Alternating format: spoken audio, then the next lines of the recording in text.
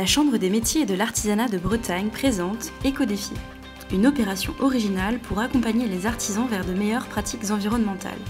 Pour les déchets, l'énergie, les transports, l'eau, les produits et l'aspect sociétal. En 2020, 60 professionnels se sont mobilisés en Bretagne. Voici l'un des coups de cœur.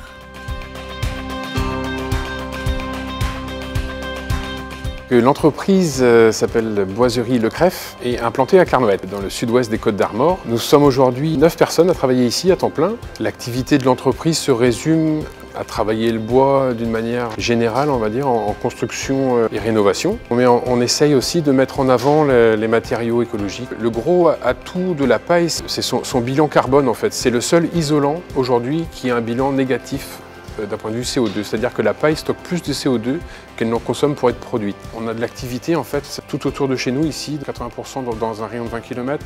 Actuellement on forme un apprenti en charpente, mais aussi des personnes qu'on recrute qui n'ont pas tout à fait les compétences requises pour le travail dans l'entreprise.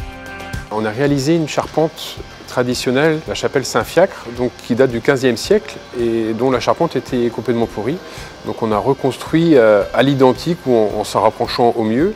Notre métier à nous ne date pas d'hier. La charpente, c'est un métier ancestral.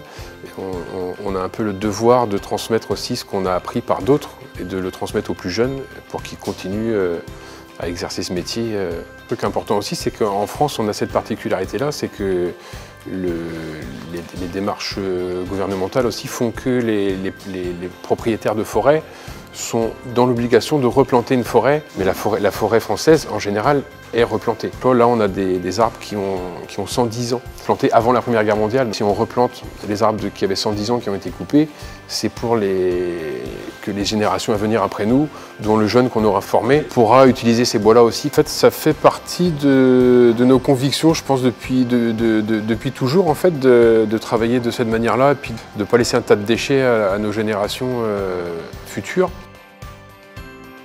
Lorsqu'on a vu le projet Éco-défi se présenter à nous, en fait, on s'est dit qu'on marchait dans le même chemin et puis que ces choses qui étaient à mettre en avant, on les avait, dont l'utilisation de bois local, la manière de travailler aussi avec notre territoire ici, dans un petit périmètre, et de la manière la plus écologique possible et la plus propre possible.